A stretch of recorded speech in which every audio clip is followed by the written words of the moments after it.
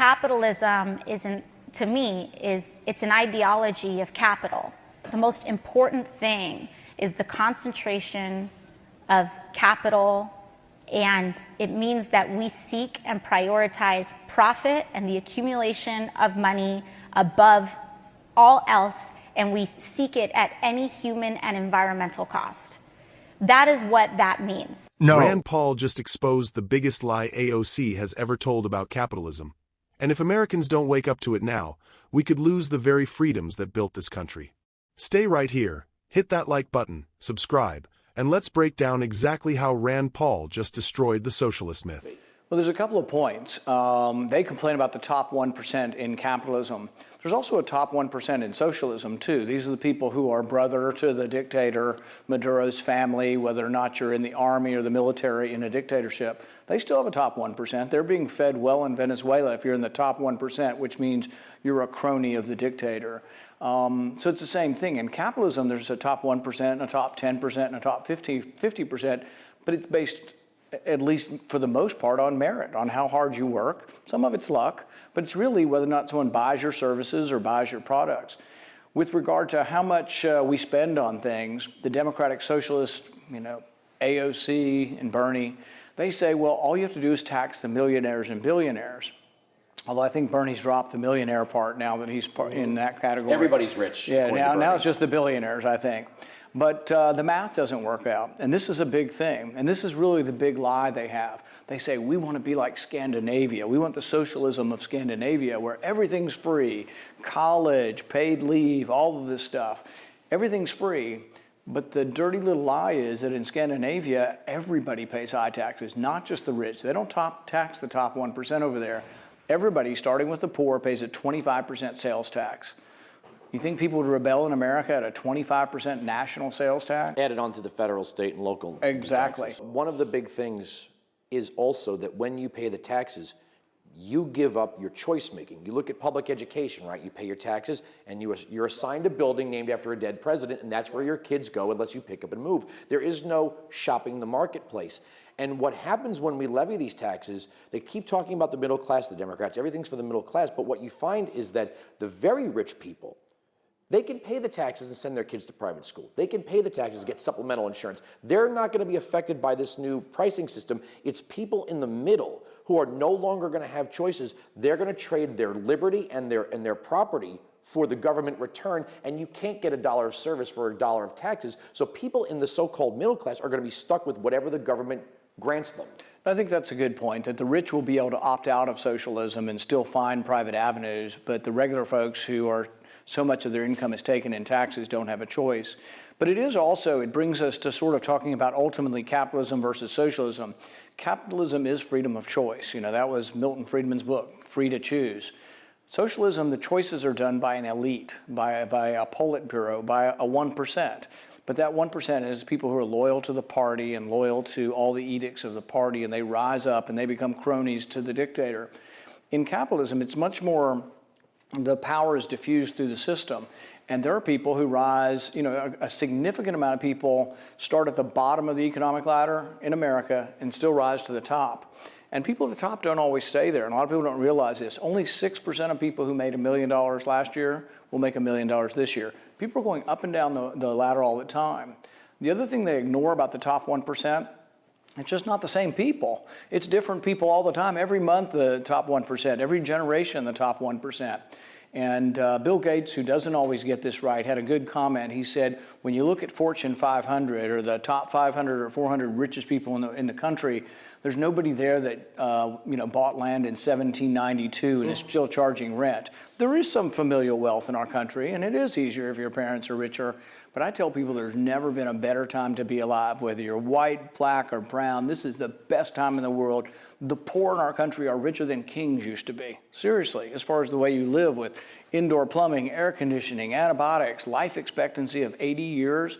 I mean, really, the consumer goods that you can buy with your income for the average person. And this is what AOC doesn't get at all. She's like, oh, there's no living wage. In the last 100 years, in 1919, if you wanted one basket of goods of 42 different commodities that you would eat or consume, you can now, for the same amount of working hours, get 7 baskets of those 42 goods.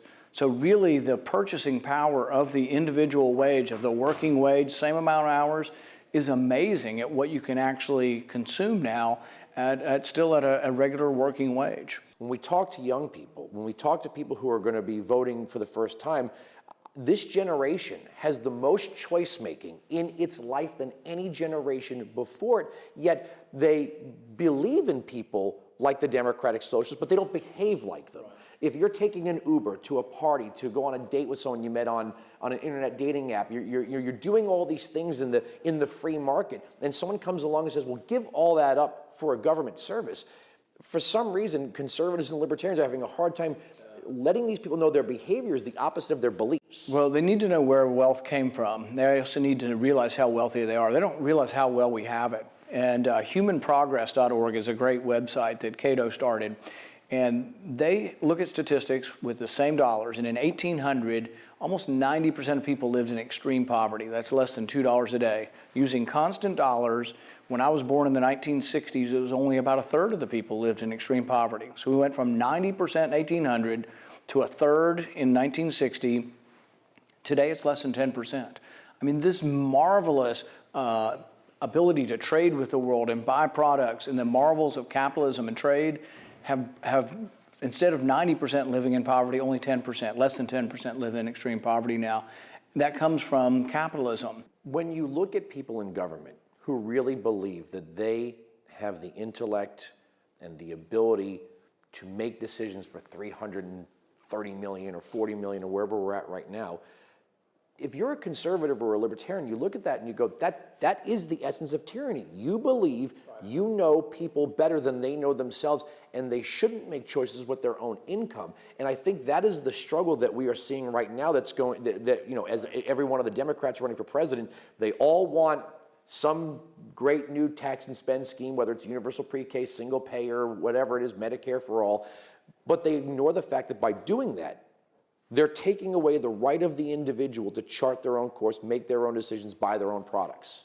Socialism or big government or government control of things ultimately is the most arrogant and elitist concept you can imagine, because it is a very arrogant concept for me to think, I know what church would be best for you, I know what school would be best for you, and I think you're eating too many hamburgers and that you need more vegetables. All of those things are arrogant for me to presume that I know best for you. And it really is, when you think about, there's a, you know, some people talk about the humbleness of libertarianism. The humbleness is, I don't know what's best for you. I don't know what you should think. I don't know what you should eat.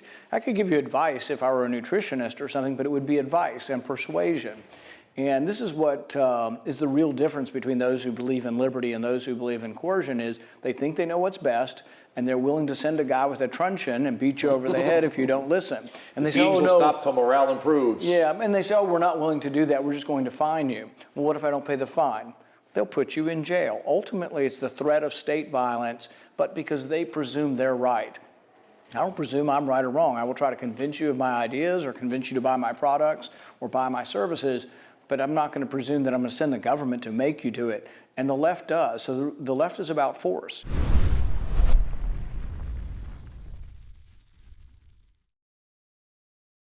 Rand Paul just exposed AOC's biggest lie about capitalism, and it's something every American needs to hear. She's selling socialism as if it's compassion, but what she's really pushing is control. Stick around, because today we're breaking down exactly how Rand Paul dismantled the socialist illusion. Before we dive in, make sure you like this video, subscribe to the channel, and turn on notifications. We're here to defend truth, freedom, and the American way. And your support helps this message reach patriots just like you. Rand Paul is calling out the dangerous myth behind what AOC calls democratic socialism. The left wants you to believe that if tyranny is voted in, it's somehow acceptable. But the truth is simple. No matter how you dress it up, socialism still means handing over your money and your liberty to government elites who think they know what's best for you. Paul highlights a truth the left never mentions. Socialism still has a top 1%. The difference. In capitalism, that top 1% earned their position through innovation, hard work, or smart risk-taking. In socialism, they're cronies, people connected to power, feeding off the system while everyone else loses freedom. And when AOC praises Scandinavian socialism, Paul points out the lie. Those countries aren't socialist, they're capitalist economies with high taxes. And here's the kicker: everyone pays, even the poor. Imagine a 25% national sales tax added to everything you buy. That's not fairness, that's punishment for working Americans. Under socialism, you don't get more choice, you lose it. The wealthy can always afford private schools and healthcare, but the middle class is trapped, paying higher taxes and stuck with whatever government decides is best. You trade independence for dependency. Capitalism, on the other hand, is built on freedom of choice. It allows anyone to rise. The top 1% changes constantly. People move up and down the ladder all the time. That's mobility. That's opportunity. That's the American dream. Paul also reminds us how far we've come. 100 years ago, even kings didn't live as well as ordinary Americans do today. We have clean water, modern medicine, and technology beyond imagination. All because of capitalism and free markets, not government control. And let's look globally. In 1800, 90% of the world lived in extreme poverty. Today, it's less than 10%. That's what happens when people are free to trade, innovate, and work for themselves. Capitalism didn't create poverty, it ended it. Every time the left pushes new government programs, universal pre-K, Medicare for all, student debt forgiveness, they're really saying, we know better than you. That's not compassion. That's arrogance. Rand Paul reminds us that liberty is humble. True freedom means saying, I don't know what's best for you, you decide.